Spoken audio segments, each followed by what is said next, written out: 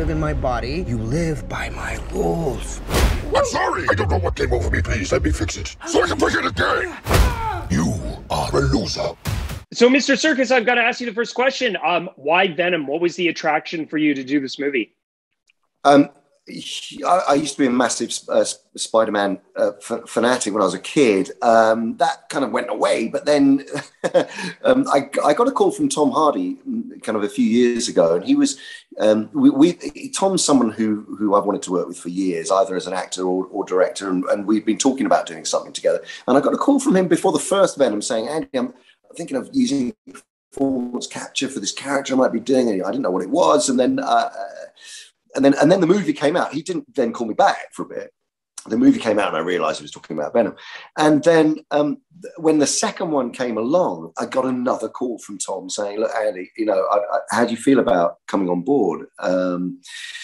We all like the idea of you coming on board." And I was super excited because I loved his performance in the first movie, and I just really love that world, the kind of the darker end of the swimming pool, if you like, of the Marvel characters. The dysfunctionality, the relationship between Eddie and Venom was so kind of, the couple, the kind of the odd couple relationship was what I inherited at a really interesting stage. So all the setup had been done brilliantly by Ruben Fleischer, and here we are now at a moment where you get to see what 2 years into a relationship that is completely pressurized.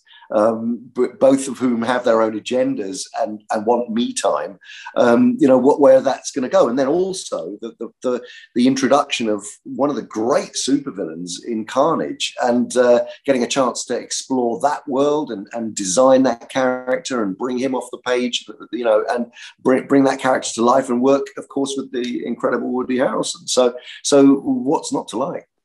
I know Carnage was teased at the end of the first Venom movie. Why do you think, though, why was Carnage the right villain, the right big bad for the sequel? Because he is, a lot of this story is about family. A lot of this story is about the dysfunctionality in family. And of course, Cletus, as we discover, has a particularly awful relationship with his family and deals with it in a particular way. But also Eddie has, we discover too, and it's they have a strange relationship as a result of that. They sort of see each other, and they see each other's dysfunctionality, and I think that's was again crucial to underpin where Cletus was then going to amplify, as I like to think of it, into Carnage, which is a kind of and also one of the themes is that Eddie and Venom are truly symbiotic. They do and can only exist with each other. Whereas what we discover about Carnage and Cletus is that they're intrinsically narcissistic and separate, and have their own agendas to the point where they can't really truly fight each other's corner or empathize with each other. So Carnage is a very complex, physically different symbiote to Venom in the way that he fights, moves, thinks, shapeshifts, transforms. All of those things were really exciting, possibilities for exploration, and that's why I think he's such a potent supervillain and nemesis character for Venom. Fans are going to have their eyes peeled for all sorts of Easter eggs in this movie. To wonder, does Venom exist in the same MCU world as Tom Holland's Spider-Man? Well, of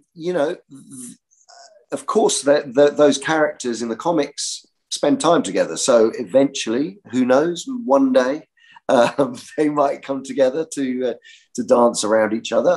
It wouldn't surprise me. But in between now and then, I think there's plenty of room for other interesting, for really interesting stories, which will involve other supervillains. And nemesis characters. So I think everyone assumes that at some point these two characters are gonna go toe to toe, head to head. But when that moment is, who knows? What do you imagine that first moment will be like? Will it be, I mean, I can't wait to see what those two will be like in terms of just the comedy value. Will it be more of a funny first meeting, or do you think it's going to be, blows right off the bat? That's so hard to say. I mean, I can't imagine that it won't involve some humor, but who knows? I'm talking completely out of turn because I have no idea. You just mentioned, yeah, of course, everyone talks about the MCU, but the Spider-Verse is going to get massive in the next few years. We got Morbius, we've got Kraven the Hunter, we've got a new Spider-Man movie as well. Why should Spider-Man fans, you mentioned yourself right off the top, why should Spider-Man fans be excited for what's coming in the Spider-Verse? Oh, again, just a massive, complex, rich, fantastic anti-heroes and supervillains. That is a never-ending. The Spider-Verse is great, and I just I'm happy for all Spider-Man fans because of the richness of what's to come, for sure. Just how many Easter eggs should people keep their eyes open for in Venom: Let There Be Carnage? 27. No, I don't know. I have no idea. I can't remember. No, there's a fair few. There's a fair few, sort of dropped in all the way along. Just little nudges here and there. Just things to excite the taste buds. So keep watching. Yeah, for sure. Just in your own work, Mr. Serkis, was doing a big superhero movie kind of something that had been on your radar? You've been sort of all over the place in terms of your career. You've done the Apes movies, but you've also done a lot of dramatic work as well, both as an actor and director. But was this something you sort of had keyed your eyes on doing? I would have hoped to have come into this world in some way, but I wasn't expecting when or what. And so it was a real surprise when Venom came my way. But I'm so thrilled to have been part of it and to experience, this particular kind of movie making, which has all its own rules and fan base and excitement and hard work. And of course, this was particularly hard work because of the times we're living in. So it was a big challenge. But yeah, no, I sort of, and I'm really glad this is the world that I've sort of, cut my teeth on in this universe, because it's certainly, that was one of the reasons that going back to the beginning, why I wanted to work with Tom, because we have very similar sensibilities in terms of, complex characters and sort of edgy, sort of marginal characters that are outsiders. And, it felt very much, to use the common parlance, in my wheelhouse, so and in both our wheelhouses. So that's why it felt right, and the right place to start, if you like. Before I let you go, Mr. Serkis, 20 years anniversary for Lord of the Rings. I never asked you this the last time I spoke to you. What was the key to unlocking Gollum? He's such an iconic character that still feels so rich today, 20 years later. Oh, well, thank you. The key to unlocking Gollum was two things. Peter Jackson had a very, very strong idea about how he wanted to, we were, again, going back to technology and acting, we'd reached a point where I think visual effects were becoming characters for the first time. And I think Gollum is sort of considered like a bit of a turning point in that respect. But it was all down to Peter's vision of exploring ways of making an actor's performance truly, kind of come to life within a CG manifestation.